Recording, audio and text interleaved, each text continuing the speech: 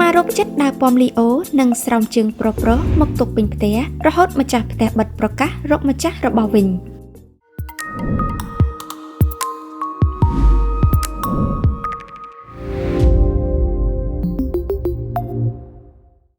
សត្វឆ្មាមួយក្បាលនៅប្រទេសនូវែលសេឡង់កំពុងផ្ទុះល្បីរឿងចូលចិត្តដែលលួចស្រោមជើងនិងខោក្នុងប្រ